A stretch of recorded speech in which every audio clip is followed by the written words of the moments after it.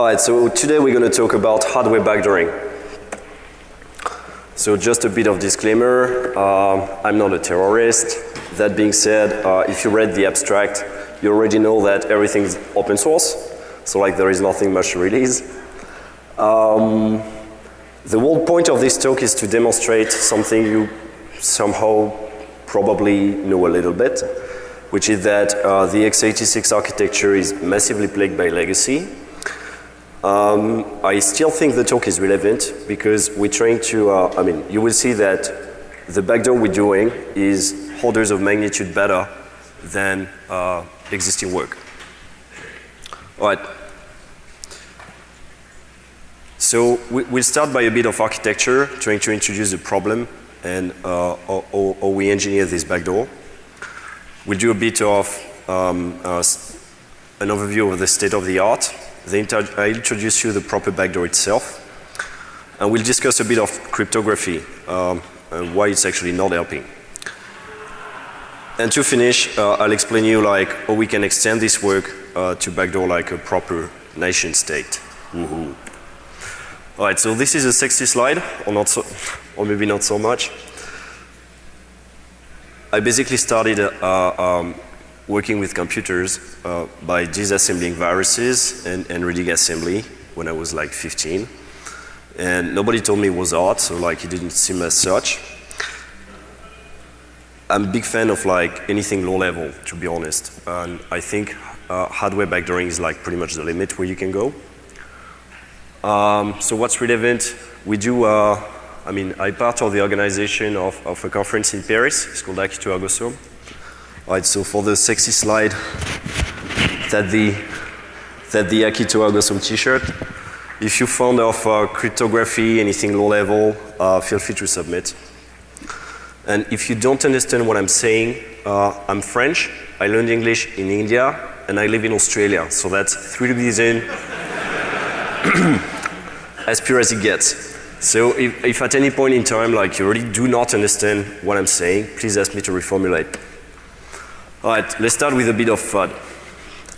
So in case you've been hibernating for like the past few months, there was a report for the US Senate where they basically realized that every computer is built in China nowadays.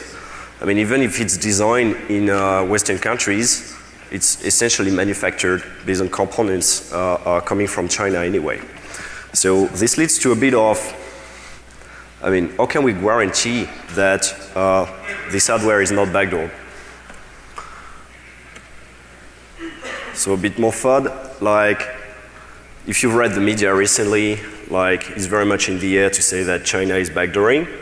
I'd like to say, I'd like to go a bit more technical, like is it actually credible? Is it possible to backdoor hardware at all? For instance, in France last week, the government realized that all the routers we have on our core network is basically UI or ZTE.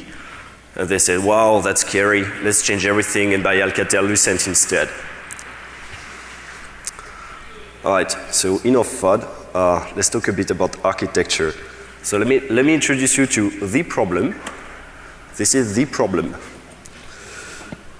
So this is of course the x86 architecture. It was designed in 1981 and it has evolved very little. So basically you have to the bottom you have what we call the super I/O, to which the very slow peripheral are connected, like a floppy, the mouse, the keyboard. Then you have the source bridge, which is a bit faster. Typically your Ethernet card, your CD-ROM, your sound driver would be there. Then you have the north bridge, where much faster peripherals are connected. So typically following the PCI extension. So it could be like, gigabyte Ethernet, WiMAX, or video. So what's the big problem? There are actually 2 problems. The first problem is that at each layer, so say you take the soft bridge, you have a CD-ROM driver and you have an Ethernet card. So they are like very much physical peripherals. They both contain firmware, which allow to control their behavior. and allow software, I mean, from user land and an operating system to actually interact with them. The big problem is that your CD-ROM driver can control your network card, and vice versa, actually. And this is a bit unexpected. Another problem that we'll discuss later is that the TPM chip is actually very low in the food chain. And it's a passive chip, unlike on game consoles, for instance, where if you remove the crypto chip or if the software is actually not calling it, the whole thing won't boot. On x86 architecture, the cryptographic chip, which can contain like cryptographic keys, it's much like an HSM really, so it actually also provides functions to do cryptography and not just the keys. If you don't want to use it, you don't have to. So like, right, let me not spoil it. I'll get back to this later. A bit of state of the art. So, I mean, getting execution as early as possible has been a goal since pretty much the first viruses. Brain was the first acknowledged IBM PC virus back in the 80s. The work which is really relevant to us would be like the 2009 research from Core Security. They actually did, in fact, a BIOS firmware, and they did it the hard way. Like they took a Howard Phoenix BIOS, they identified where is the checksum in function, they introduced new code inside it, hostile code, and they compensated the checksum. So in terms of reverse engineering, if you want to go this way, it's going to be pretty tough to infect a new motherboard. You need to reverse engineer again, like the whole firmware. Other work relevant to us is mostly bootkitting, which is something entirely different. It has nothing to do with the BIOS. It's the fact of booting a computer from a CD-ROM or a floppy and patch the kernel on the fly. So basically, they all work the same way. You hook in the interrupt vector table interruption 13, which is anything which is disk related. So like if you want to write to disk or write to disk or read from disk in memory, one sector at a time, you do it through interruption 13. The whole point of the bootloader, which is the master board record of the first bootable hard drive, is actually to unpack a kernel in memory. And once this is done, you never use the interrupt vector table again. Awesome. There must be a party or something. All right. So the idea is that if you hook this interruption 13, while the operating system is trying to load, while the bootloader is trying to unpack a kernel in memory, you can actually hook any read or write. And you can patch the kernel on the fly, and you don't have to touch the file system at all. Okay, so now let me get to the meat.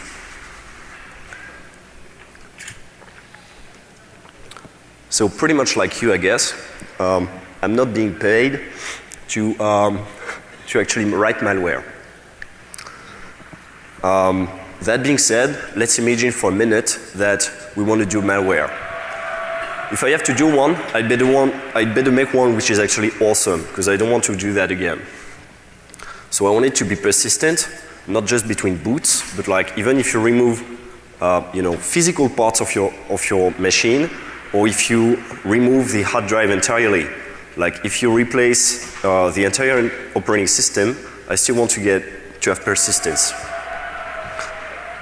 The stuff should be stealth, so we'll see that it's actually possible to make a malware where 0% of hostile code is on the machine, not even on firmwares and PCI firmwares, etc. Ideally, it should be portable, as in OS independent.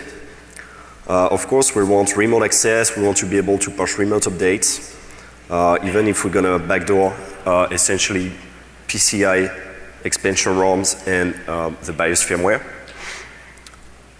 Okay, when you come to state level quality, there are basically two features which make it like, right, this is usable by a state. The first one is plausible deniability.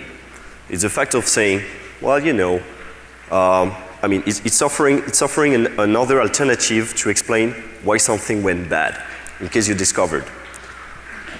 Saying, for instance, oh, you know, it was a mistake or something like that. And this second alternatives allows you to, you know, in case people really insist like, oh, you tried to do evil, you can say, no, you're a conspirationist. The other one is non-attribution, which is really saying, it wasn't me. Or usually nowadays it's like, it wasn't me, it was China.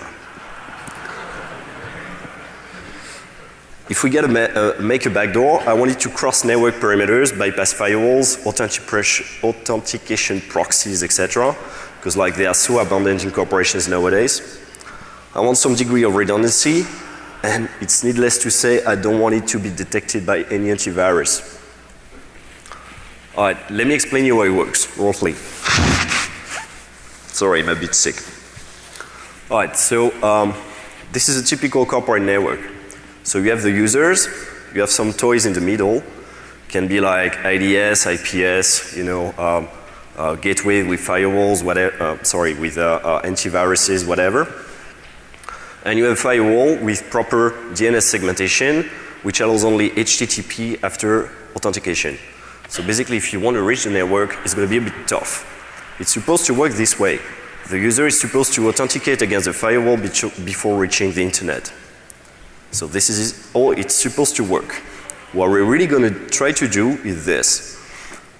We're going to come with a Wi-Fi router, have the BIOS try to connect to this Wi-Fi router, and if we do that, like basically all the IPS, IDS, honeypots you may find in the middle are basically going to be useless. That being said, if it doesn't work for whatever reason, we can still default to using Ethernet. Okay, so let's go to the design. So instead of starting my malware from scratch, like most virus authors do, I took advantage of open source software. And I think it's actually a massively good idea for several reasons. So the base component is core boot, which is the back end of a BIOS. Basically, when you boot your computer, the first software which is actually executing in memory is responsible for discovering where is the RAM, where is the hard drive, where are the peripherals. So this is the role of core boot. CBIOS is the front end of the BIOS. In the core boot language, it's a payload, but I'll use another. I will define something else as a payload. So CBIOS is really responsible for creating an interrupt vector table in memory. And if you have core boot plus CBIOS, you can actually boot an operating system. An amazing thing about core boot is that it's super modular, and you can actually embed any PCI firmware to control like peripherals directly inside the main firmware. So I'm using one which is called IPXE, which is an extension of the PXE standard, which instead of doing just DHCP and FTP, can actually boot an operating system remotely over, say, HTTP, and instead of using just DHCP over Ethernet, IPXE allows you to use Wi-Fi, WiMAX. It knows a bunch of protocols, like it has a full TCP stack, and even higher protocols, like it has FTP, HTTP, even HTTPS. So that's making it pretty awesome. Like, you don't have to do all that yourself again. And then we use a bunch of payloads, which are basically bootkits. I'll get back to this. So, I was mentioning non-attribution.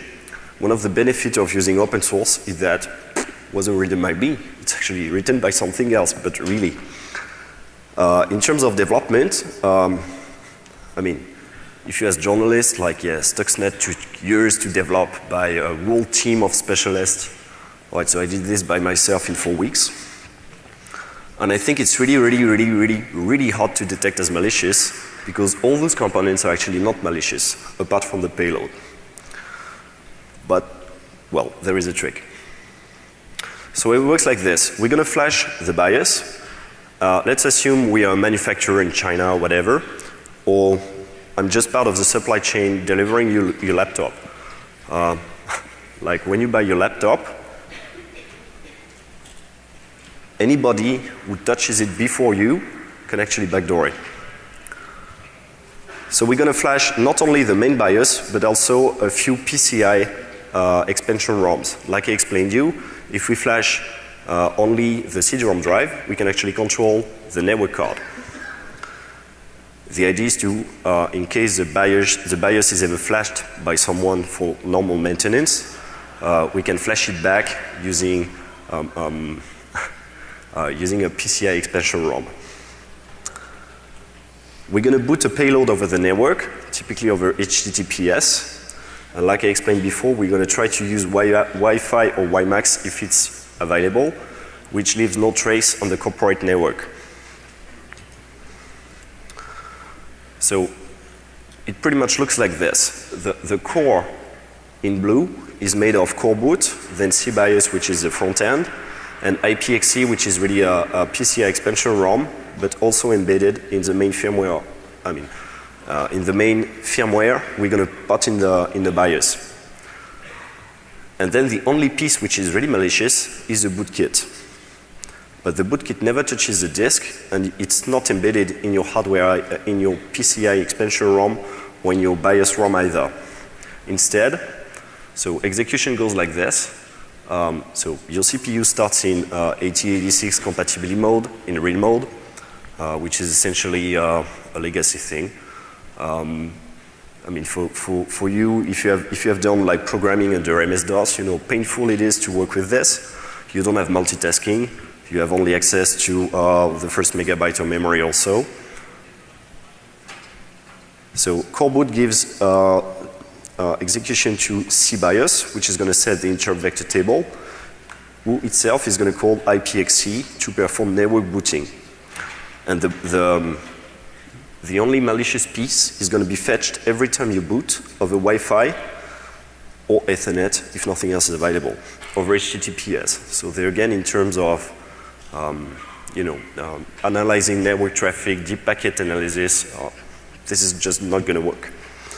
We can use actually client-side certificates to ensure that there is no man in the middle during the HTTPS connection. Any questions so far? Okay, so in terms of the features we're going to embed in Rakshasa, we're going to try to remove the NX bit. If you manage to do this, every mapping becomes executable again. We're going to try to make every mapping in ring 0 writable.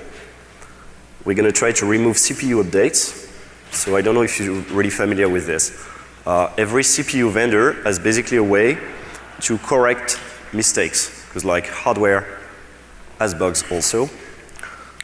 If you look at the errata in the Intel CPU, it actually has a bunch of small mistakes which allow to modify the control flow of execution. So it's actually big mistakes. When this happens, instead of replacing every physical CPU, what they do is pushing a small microcode, which is digitally signed by the manufacturer, typically Intel or AMD, inside the CPU and compensate for this problem. This is typically performed at BIOS level. We're going to remove anti-SMM protection. SMM, which stands for System Management Mode. It's like ring manage 0 or patch mode, really. If you're familiar with this, the problem introduced by Duflo regarding SMM at ComSec West in 2006 and 2009, there is basically a generic exploit locally which will allow you to get to ring manage 2. So even the operating system will not know what you're doing, and you're switching essentially to a 16-bit mode which has higher privileges than the kernel. So like you can patch back the kernel if you will. We're going to try to disable randomization, and eventually we're going to load a bootkit. So the bootkit was actually contributed by Piotr Bania. If you're familiar with Conboot, it's a modified version of Conboot to like remove the fancy displays and stuff, but essentially it's Conboot. All right, let's do it. So if we want to remove the NX bit, first off, the NX bit is a model-specific register. So if you read the AMD 64 manual, I mean, AMD was the first one to actually introduce an NX bit in '97. So it's pretty smart to look at how they did it before it was actually copied by Intel. So there is a specific bit in a model-specific register, which is called the extended feature enable register. You hardly ever use that, honestly. If you flip the bit 11, every mapping becomes executable again. So like, to do this, you first must make sure that your CPU actually does support NX.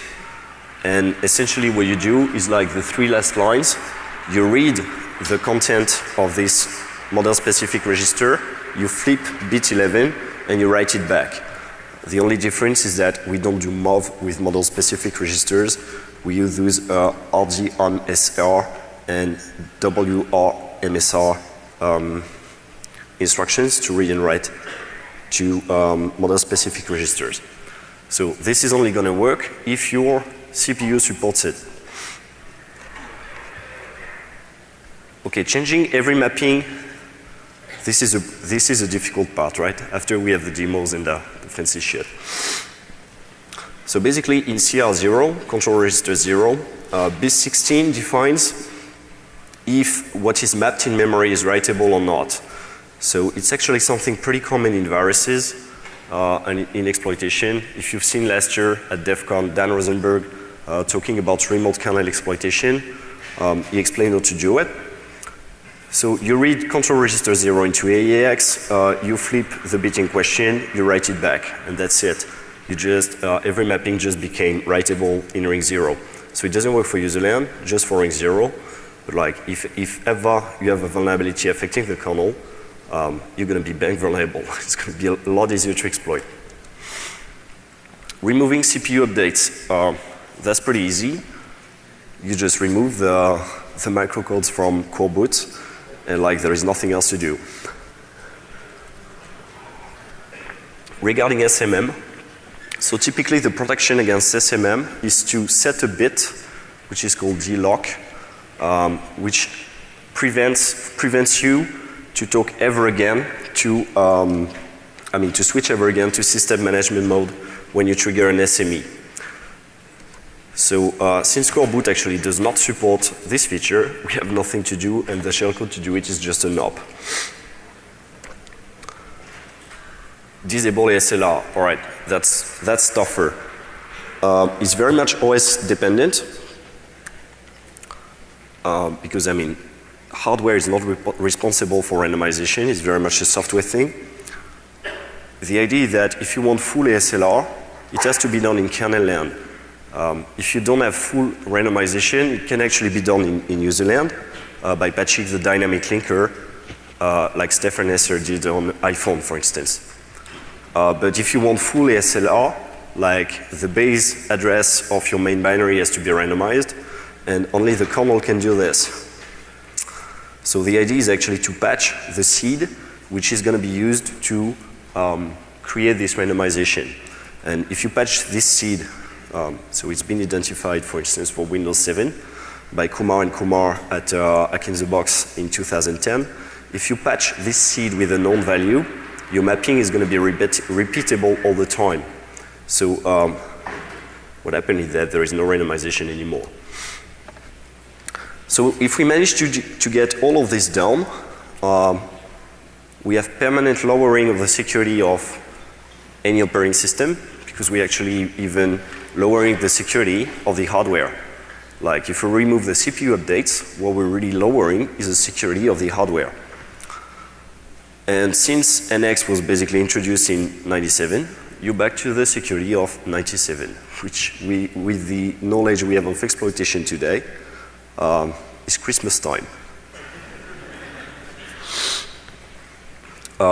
Indeed, since we do this in the firmware embedded in your hardware, even if you change, say, your hard drive entirely, or you replace the operating system, we still have persistence.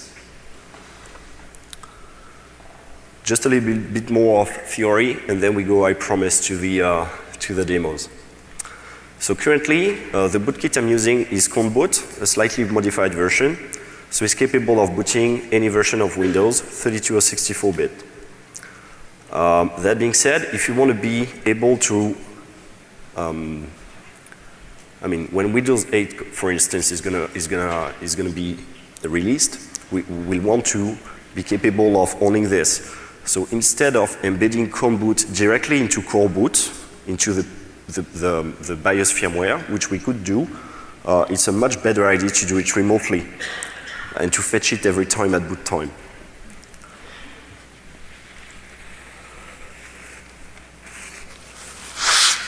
Sorry about this.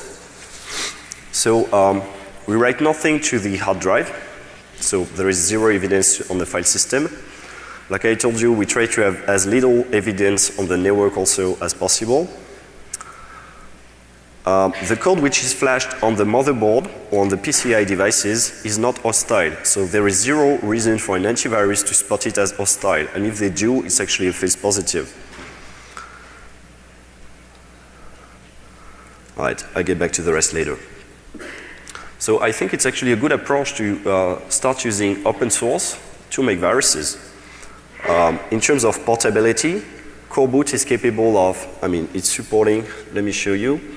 So we said the state of the art, the work from core security is to support one BIOS, which is like several motherboards.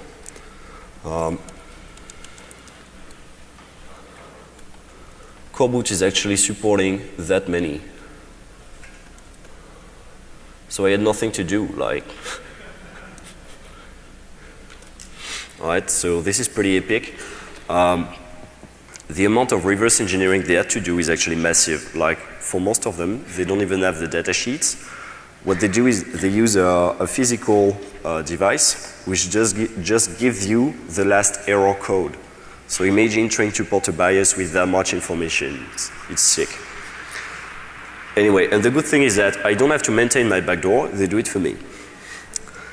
In terms of modularity, like we said, we can embed everything inside the BIOS itself or put several components on the PCI firmware on the BIOS itself, and this gives us a degree of repeatability, if you will. And in terms of network stack, I don't know if you've ever done any kind of programming in real mode, but having trying to do a TCP connection is virtually impossible because you don't have multitasking. So what they do is actually cheating. They switch to protected mode to be able to have multitasking, etc.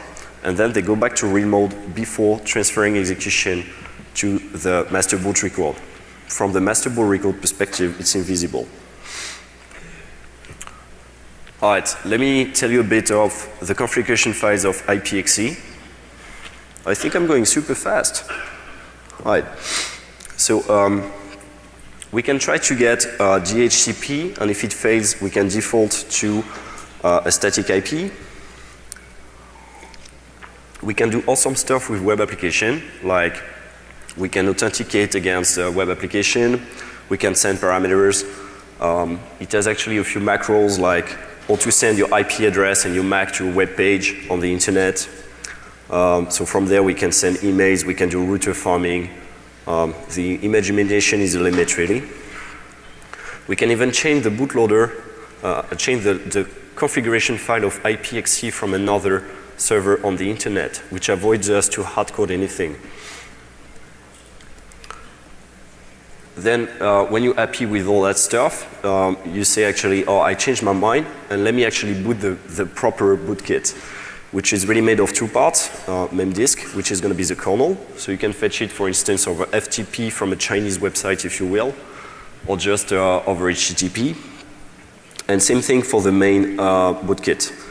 I hid them into PDF files, but it's really very much like the kernel renamed as memdisk.pdf, so that if for some reason there is some kind of network analysis, it's going to be harder to check. All right, let's go to the, thank you for your patience. Let's go to the demo. This one is called Evil Remote Kernel on Edge of Death.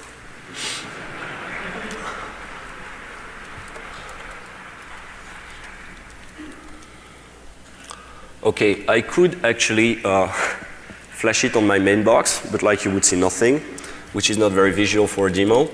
So instead, I'm going to use KVM, which is an emulator, which is also supported by Coreboot. I'm just going to start a small network sniffer for you to see what's happening. We're going to focus only on HTTP.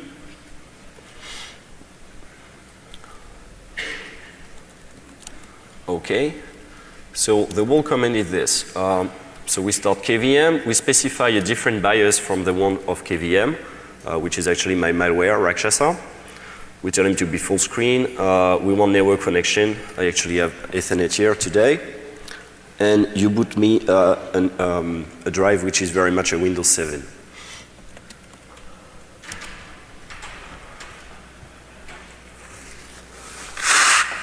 It better work.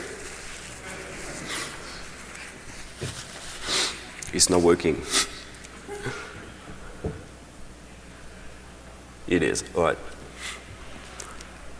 Okay, I will need someone innocent to type my admin password. Do you know my admin password? Oh, don't be shy. Can you come over? Yeah, you mate. Yeah.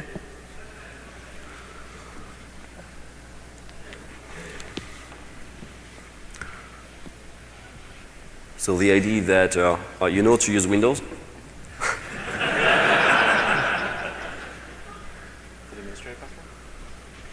You choose any password you want.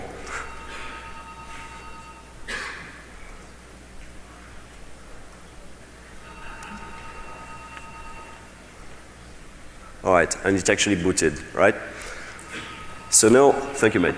So like, let's look at what really happened here.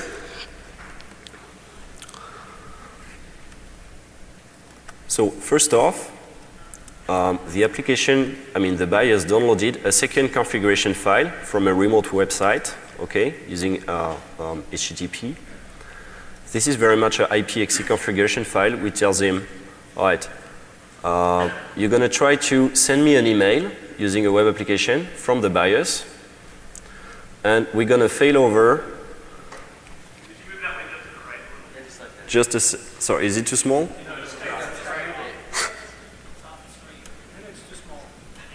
Is it better? I don't know how to make it bigger on that stuff.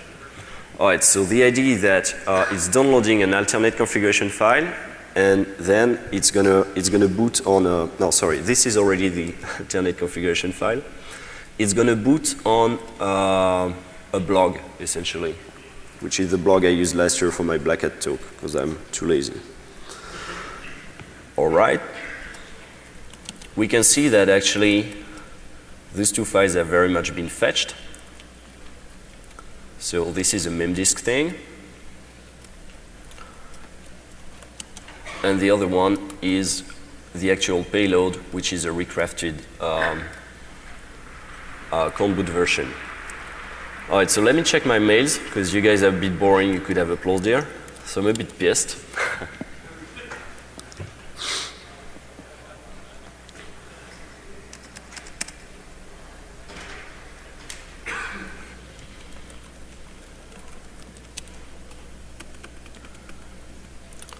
Okay.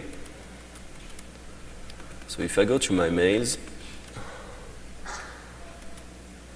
I have a message from Rakshasa. You can read this. Sending me the IP parameter, like the IP, the MAC, the network masks, the gateway, and the DNS. Thank you.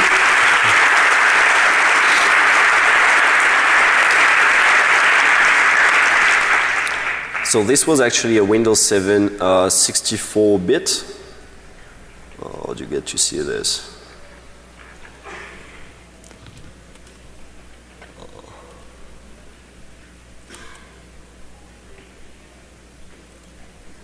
Yep.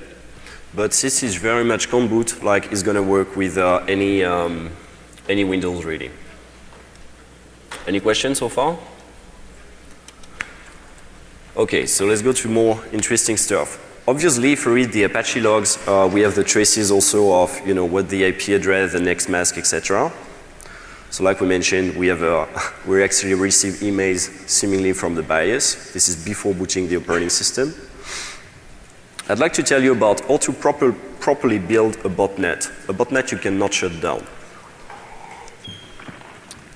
You must know that Microsoft is using signed updates.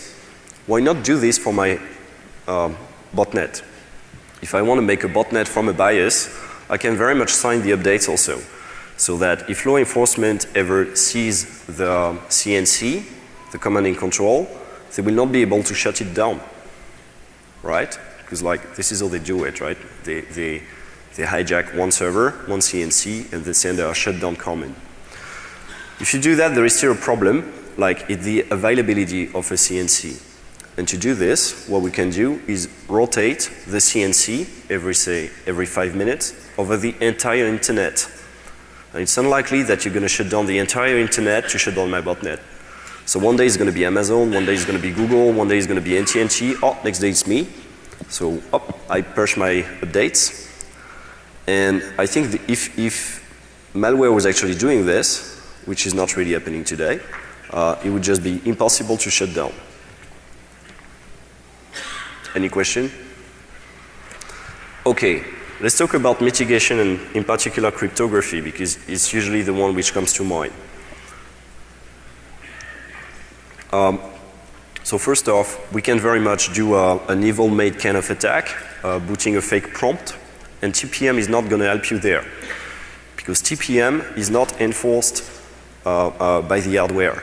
Even if you sealed your computer, you have full disk encryption, and you're using TPM, if I flash your hardware with Rakshasa, and next time I boot, I bring a fake logging prompt, you cannot see the difference. And TPM is not capable of enforcing the real full disk encryption login to boot. So this is a bit of a problem. We can do other stuff like trying to brute force, etc. I showed that like at DEFCON 2008 if you're interested. So this is very much of a problem. The other problem is that even if full disk encryption is actually used, when you buy your computer, the hard drive is not encrypted. It's not possible. Well, if it was, like, it would be encrypted with a password you don't know. So you would have to, or which is known by third parties. So to change the password, you would have to unseal the TPM, and bam, if you do that, you're vulnerable again. So anybody in the supply chain can very much backdoor your stuff because your hard drive is not encrypted, and therefore the TPM is actually not sealed when your computer is delivered to you. You may be asking about antiviruses. If you ask me, putting an antivirus on a server is pretty much as putting lipstick on your server. Let me show you why. We said the only component which is actually malicious is conboot. So I took the legit conboot version, which is like at least 3 years, maybe 5 years old, and is detected by 2 antiviruses on VirusTotal. Not bad. Then I encrypted it with a super elite packer called LZMA, which is actually the most common packer, most probably. It's the one used by Linux by default nowadays. And it's the one used by every BIOS I know. And the detection rate drops to 0.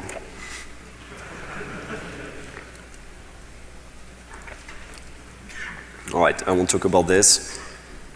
You could be vulnerable if you actually change your network card. If your network card, you buy it on eBay, and it comes with a rogue PCI driver. At boot time, every PCI driver has the same privilege as the BIOS. So when your device is initialized, it could actually very well do the same thing, even if your BIOS is sane, and reflash the BIOS back from the internet. We're going to see that later. It's actually also possible to backdoor ESXi, or at least several versions of VMware, using raw PCI devices. So in terms of remediation, I suggest instead of trusting firmware you don't know, when you receive a computer, you flash it with firmware you can control. Typically, core boot is a good idea. If you're victim of an intrusion, because it's also possible to flash the BIOS if you get a remote root shell, you should not trust your BIOS anymore. But if you want to flash if you want something sound, since you cannot trust your kernel anymore, you should flash every PCI firmware and the BIOS at the same time using a physical device like this. And nobody has the time to do it. So I suggest you just throw your server away. I told you about flashing remotely. We just saw that we can boot a remote operating system. So since the flasher for most BIOSes is just a Linux and it's generic, flashing the BIOS itself remotely is a given. What's not a given is flashing other PCI expansion ROMs somewhere on your machine because they are very much hardware dependent. So say I want to flash the network PCI firmware. How do I do this? Well, we saw that IPXE can actually send the MAC address to the server. So the server can know the MAC address, from there it can deduct the Win number, and from the Win number it knows the manufacturer. And it can send back the appropriate tool and the exact version of the flasher which is appropriate for your network card. This is actually not a trick, it's something supported by IPXE, which is even better. Alright, so backdooring like a state. Everybody knows that, only China does it. So we mentioned non-attribution and possible deniability. Non-attribution is a given because I mean, it's essentially free software. So you did not write it. You don't have to explain why you did not. You did not. For plausible deniability, I suggest instead of flashing, owning this, of putting a backdoor straight away, to use a remote vulnerability on the firmware, and such stuff does exist. The same guy who found the SMM thing actually found a remote vulnerability on the firmware of Broadcom network cards. It's just not enabled by default because there is a slight setting to do, but like if you change this setting, this is slightly better. I mean, you can claim it's a mistake and an honest mistake. It's not a backdoor by itself, right? But it allows you to own the computer remotely, get a remote root shell, and from there you can bootstrap the thing, like flash the BIOS from other PCI devices, etc. Do your evil fill, filtrate data, etc. And when you're done, you restore the BIOS, every PCI firmware, and you're done. Zero trace left. So more demos. If you read this book, Millennium, it started to be bullshit around page 50 when she boots a remote operating system from the guy she's infected. Turns out this is actually possible if you have a link which is fast enough, typically gigabit Ethernet and a SAN. So this is again supported by IPXE. Let me boot a demo quickly. Okay, so I don't have a SAN, so we'll just do it booting a CD-ROM, but it's essentially the same thing. Sorry, let me CD-ROM.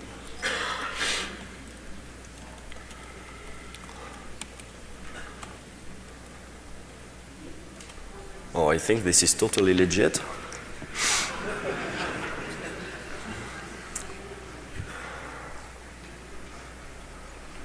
All right, Windows is booting. I'm going to do the rest while it's booting.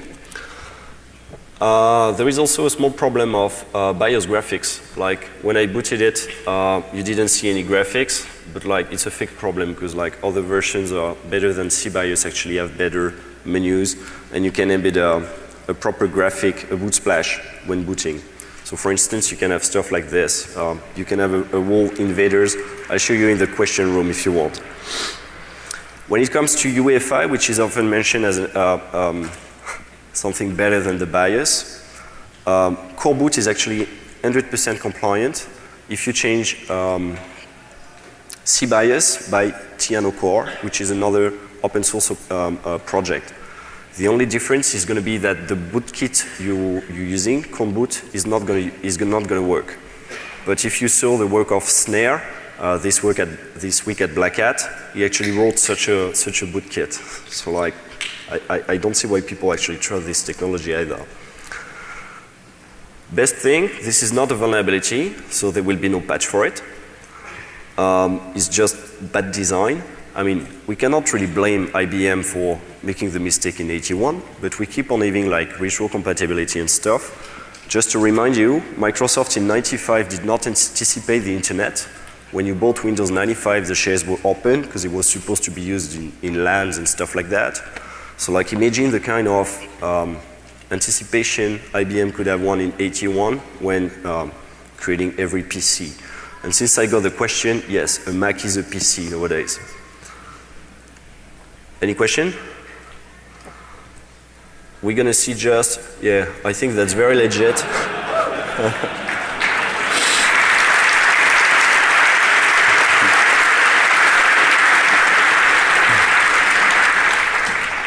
All right, we're going to move to the other room for the questions. Thank you so much for your attention.